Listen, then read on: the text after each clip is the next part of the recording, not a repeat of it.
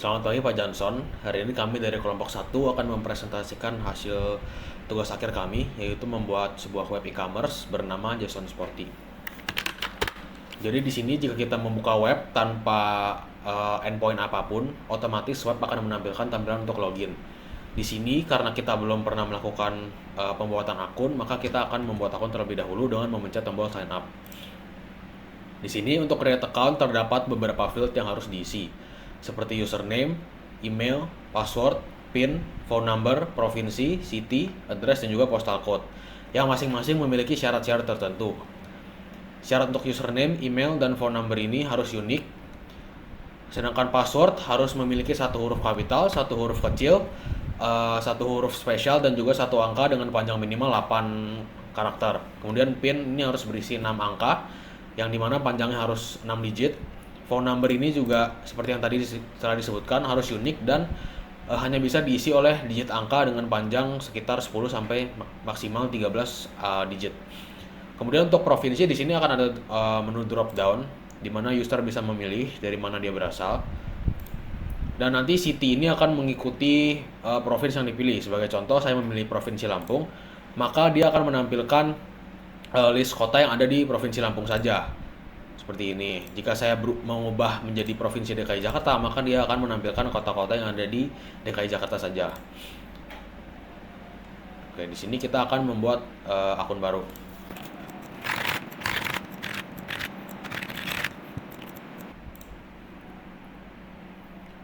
Oke, jika memang semua syarat telah dipenuhi dan kita berhasil membuat akun, maka web akan redirect kita ke halaman login untuk login menggunakan user yang sudah kita buat tadi. Namun, jika memang pada tahap create account ini terdapat kesalahan, maka web akan memunculkan pesan-pesan error. Sebagai contoh, saya akan membuat akun dengan kriteria yang salah.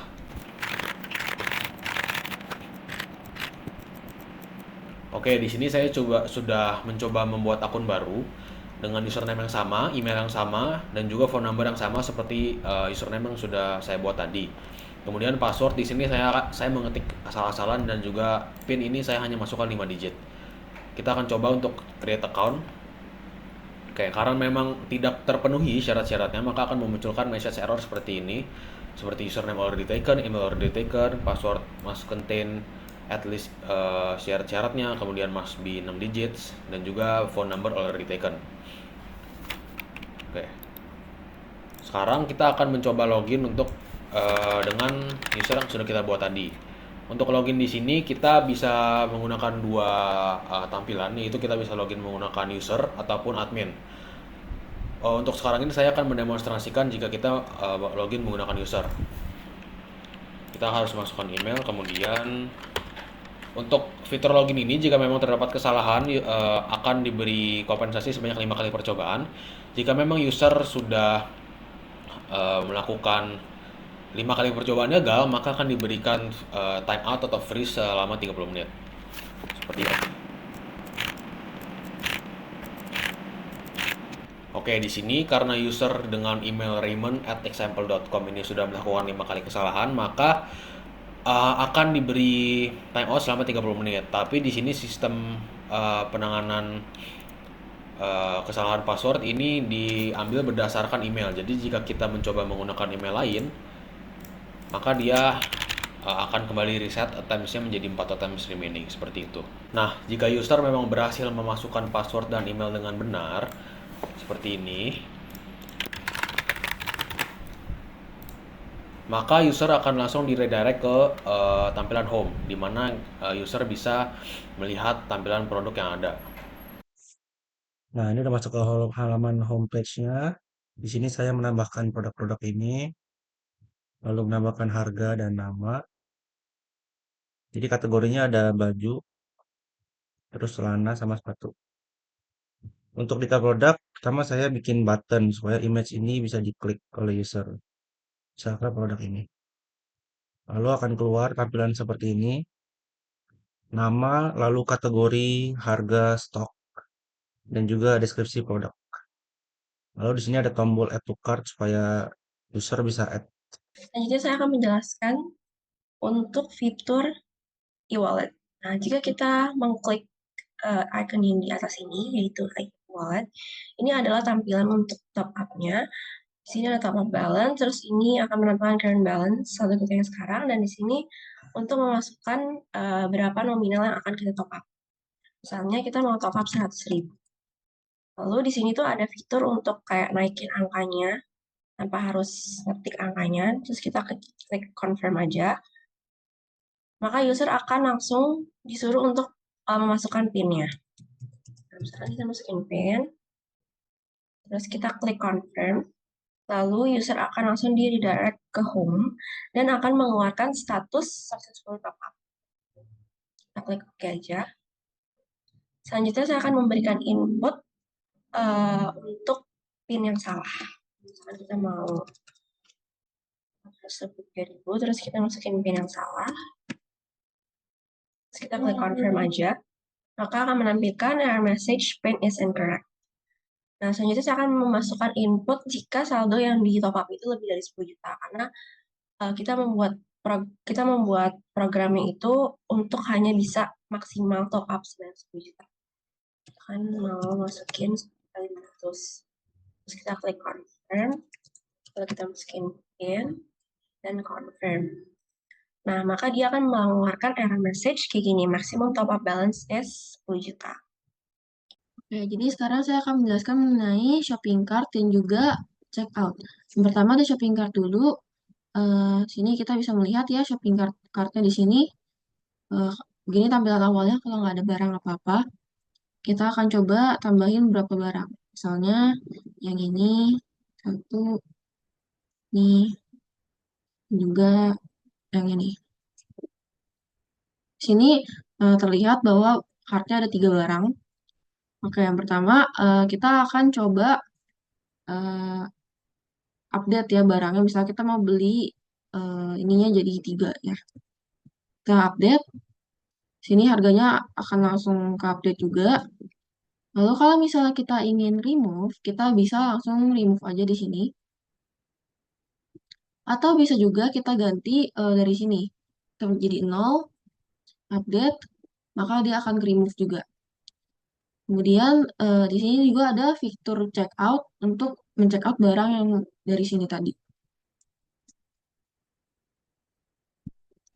Nah, kalau kita coba check out,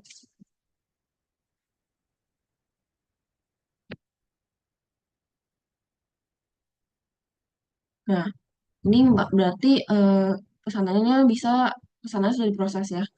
Kalau misalnya kita mencoba, coba lagi ya, kita memasukkan PIN yang salah untuk check out ini.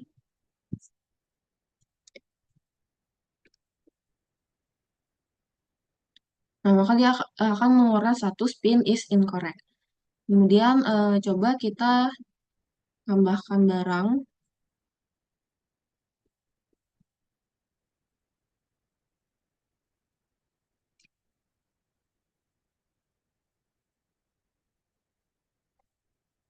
Oke, di sini kalau misalnya kita mencoba untuk membayar, seperti yang bisa dilihat ya, di sini kan total harganya 36,9 juta ya. Nah, sementara saldo kita cuma 29. Berarti ini kan nggak cukup. Nah, kalau kita mencoba membayar, maka kita tidak bisa bayar karena emang saldonya nggak cukup. Oke, nah coba kita masuk ke cart lagi. Remove yang ini. Oke, coba kita mencoba membeli ini sebanyak 25. Oke, kita coba check out.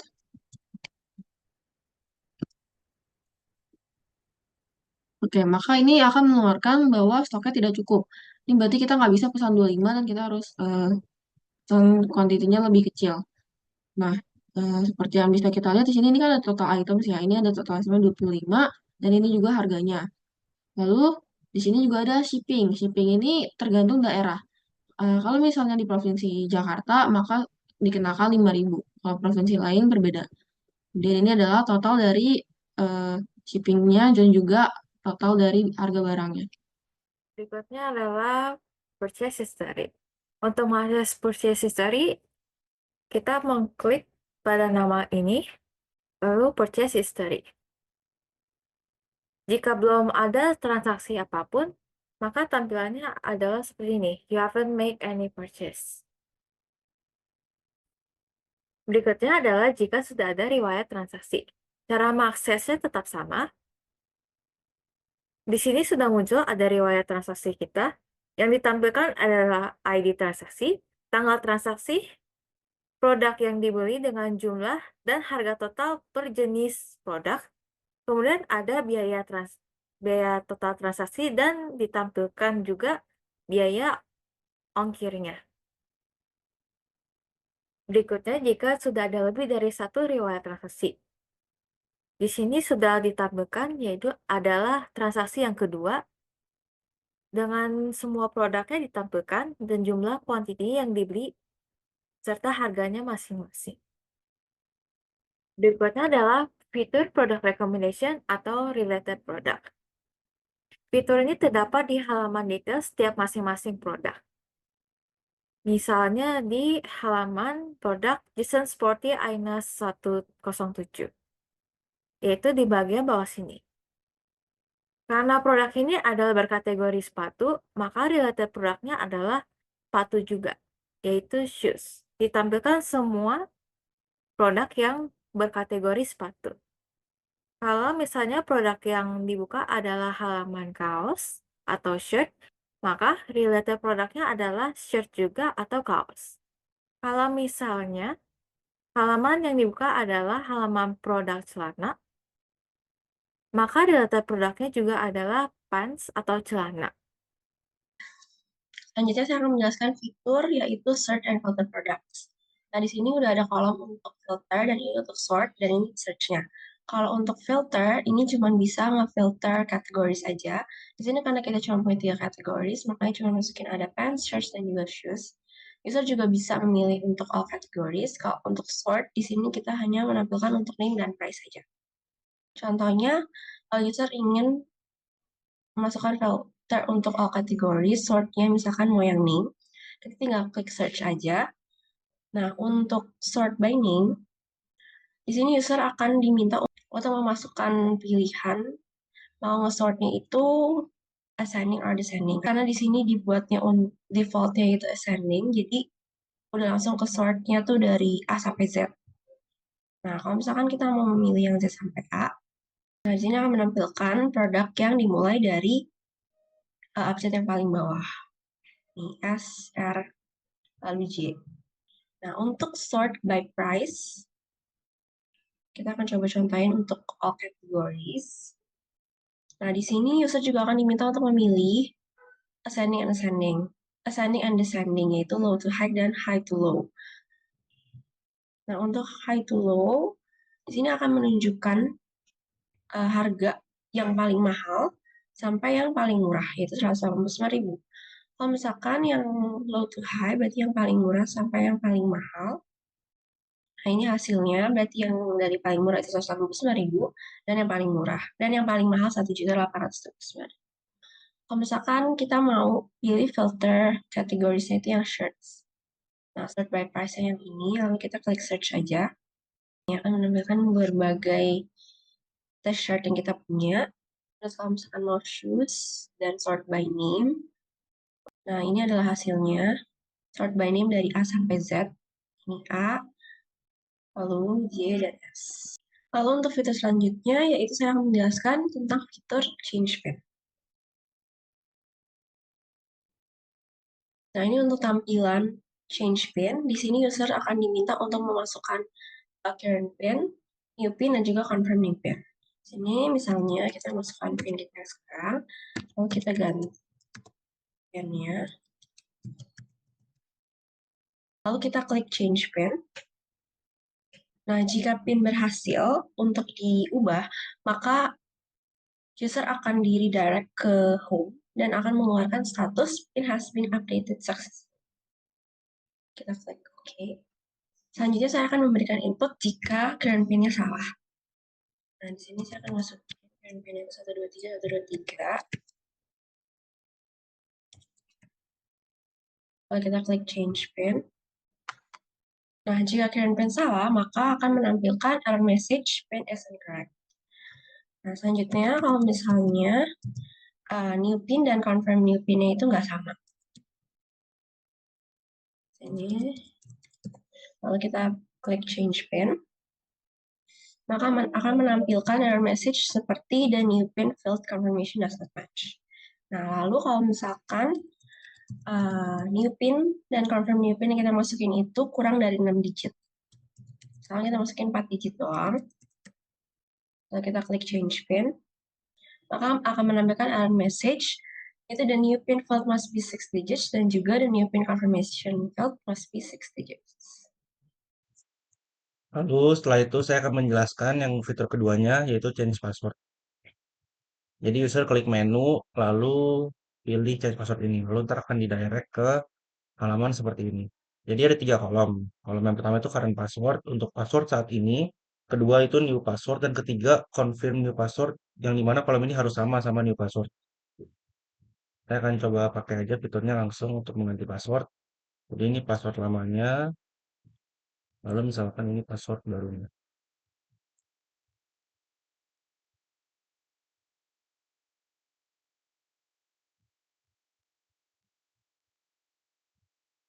Setelah user klik change password, nanti akan didirect ke home. Lalu ada tulisan pop-up status seperti ini, bertuliskan password change successfully. Oke, untuk ngetes mereka udah ganti atau belum, saya akan coba login lagi. Ini password yang baru tadi, lalu ini. Nah, udah bisa. Berarti passwordnya udah keganti ya. Lalu di sini saya akan menjelaskan error handling. Jadi, misalkan password yang sekarang ini salah, user masukinnya salah. Soalnya nggak ada app-nya. Terus ini password barunya.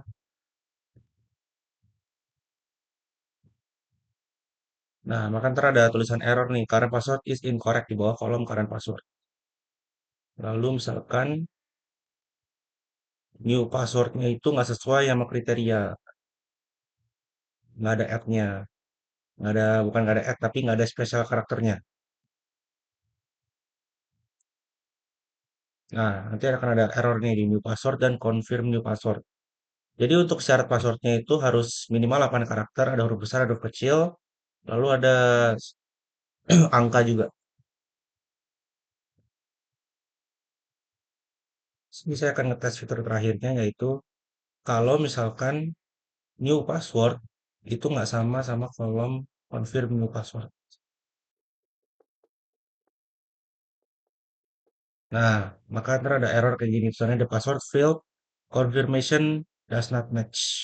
Lalu untuk confirm password, the password confirmation field format is invalid. Oke, untuk selanjutnya kita ada fitur yang namanya update profile. Update profile ini kita gunakan supaya user bisa mengupdate phone number dan juga alamat yang mereka miliki. Fitur update profile ini bisa kita akses dari sini. Kemudian ada tombol see profile. Nanti akan ada tombol update profile di mana kita bisa akses semuanya. Oke. Jadi di sini kita bikin sistemnya username dan email itu tidak bisa di update, maka dari itu di sini kita bikin menjadi read only.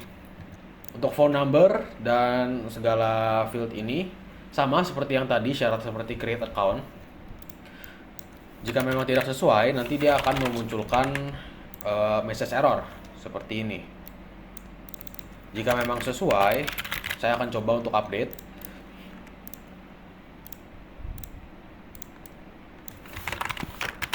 Seperti ini.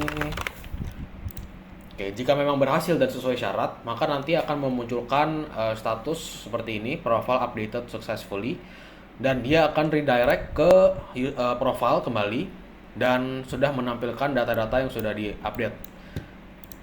Jika memang kita tidak jadi untuk update profile, kita bisa klik tombol cancel dan nanti dia akan kembali redirect ke halaman sebelumnya seperti itu. Jadi pada website kita ini, selain login sebagai user, kami juga menyediakan fitur login sebagai admin. Nah, untuk mendapatkan email dan juga password admin, kita bisa lihat itu di admin seeder. Nah, jadi konsep website kita ini, sebelum kita menjalankan website, kita lakukan seeding dulu terhadap website kita ini untuk mengisi data-data produk dan juga data-data admin ini. Jadi admin ini hanya ada satu. Ya, kita bisa lihat email admin berupa admin@jason.sporty.id dan password admin jasonsport123@ dengan J-nya huruf kapital. Sekarang mari kita coba login sebagai admin. admin@jason.sporty.id dan passwordnya jasonsport 123 dengan J-nya huruf kapital. Nah, bisa dilihat di sini saya berhasil login sebagai admin. Pada tampilan admin terdapat admin dashboard. Ya, admin dashboard merupakan ini. Nah, selanjutnya ada add product, ada edit product dan juga see purchase. Add product ini di mana admin ini bisa menambahkan produk ke dalam website kita. Selanjutnya edit product ini di mana kita bisa mengedit sebuah produk. Kita bisa edit, kita update isinya, stoknya atau apapun itu, dan juga kita bisa mendelete produk di dalam sini. Lalu itu ada see purchase. Nah, see purchase ini di mana admin ini bisa melihat semua transaksi yang pernah terjadi di dalam website. Selanjutnya saya akan menjelaskan mengenai add product. Nah, di add product ini ada beberapa inputan yang harus kita isi, yaitu ada produk image, product name, kategori, description, stok, dan juga price dari produk. Misalnya di sini saya ingin memasukkan sebuah produk baru yaitu berupa ini, baju polos ini. Nah, itu bisa kasih nama bajunya misalnya baju oranye. Nah, kategorinya di sini kami hanya menyediakan 3 itu shoes, pants, dan shirt. Nah, karena ini baju, of course ini adalah shirts gitu. Nah, description ini kita bebas memasukin berapa banyak kata dan juga kita bebas mau isi atau enggak. Jadi ini boleh kosong. Nah, stoknya di sini jumlah barang misalnya 13. Nah, misalnya description saya isi, misalnya ini adalah baju polos warna orange. Nah, price-nya misalnya kita isi di sini 200.000 deh. Nah, untuk produk image tadi nih sebenarnya tipe filenya nggak harus JPG, bisa juga JPEG, PNG, dan juga GIF. Nah, jika udah saya terisi semua, kita coba add product. Nah, jika berhasil kita add product, maka akan muncul satu seperti ini, product added successfully. Nah, untuk melihat apakah produk ini sudah benar-benar masuk atau belum ke dalam website kita, pertama kita bisa ini di edit product. Karena di edit product ini terdapat semua produk yang ada dan kita bisa pilih produk mana yang mau kita edit atau kita delete. Bisa kita lihat di sini. Nah, baju oranye tadi sudah masuk ke dalam tampilan website kita. Atau yang lainnya kita bisa cek juga sebagai user. Misalnya seperti ini. Misalnya saya akan login sebagai user. Untuk memastikan apakah dari point of view user produknya sudah masuk atau belum. Nah, ini adalah jumlah produk kita. Nah, bisa lihat di sini baju oranye tadi sudah masuk ke dalam website. Berikutnya, saya akan menjelaskan halaman see purchase yang ada di admin dashboard. Di halaman ini, jika belum ada transaksi yang dilakukan oleh pembeli, maka akan muncul tulisan no transaction found. Jika sudah ada pembeli yang melakukan transaksi, maka akan muncul di halaman see purchase ini. Yaitu seperti ini.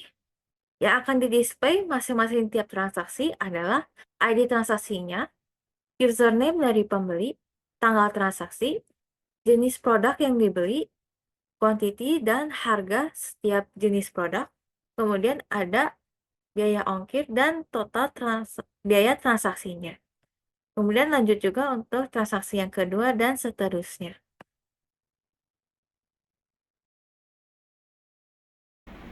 Oke, untuk fitur yang terakhir, web kami ini memiliki fitur edit ataupun delete produk untuk admin.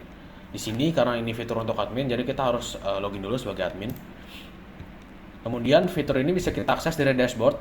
Ini untuk edit produk. Di sini kita bisa edit name-nya, kategorinya, kemudian deskripsinya, stoknya, dan juga harganya. Sedangkan untuk gambar ini tidak bisa diedit. Untuk nama ini misalnya saya ubah jadi 9, terus kategorinya saya tetap choose. Ini saya ubah jadi update deskripsi. Kemudian stoknya saya ubah jadi 20 dan price-nya saya naikkan menjadi 2.649.000. Nantinya akan muncul pop-up seperti ini, status produk updated successfully, yang dimana nanti sudah bisa kita lihat di sini akan langsung terganti secara otomatis. Kemudian jika kita ingin mendelete produk, kita bisa langsung saja delete menggunakan tombol ini. Oke, delete. Jika berhasil, sama akan muncul status produk deleted successfully. Dan ketika kita cek, nantinya produk yang tadi kita lihat ini sudah tidak ada di tampilan list produk. Kayak begitu. Oke, jadi di sini saya akan menjelaskan mengenai fitur logout. Nah, sebelum logout, tentunya kita perlu login terlebih dahulu. Nah, misalnya di sini saya akan login sebagai user. Nah, setelah login inilah tampilannya. Nah, untuk logout terdapat di username. Nah, jika username ini kita pencet, maka akan muncul drop down yang memunculkan berbagai-bagai fitur yang user miliki. Nah, untuk sign out, ada di yang paling bawah yang tulisan berwarna merah. Jika kita klik, maka akan muncul modal yang akan menanyakan kita kembali, apakah kita benar-benar ingin logout atau tidak. Jika tidak, kita bisa pencet cancel atau silang. Dan juga jika kita ingin keluar, kita ingin logout, kita bisa pencet sign out. Dan jika kita berhasil sign out, kita akan kembali ke halaman login. Nah, ini juga berlaku sama pada admin.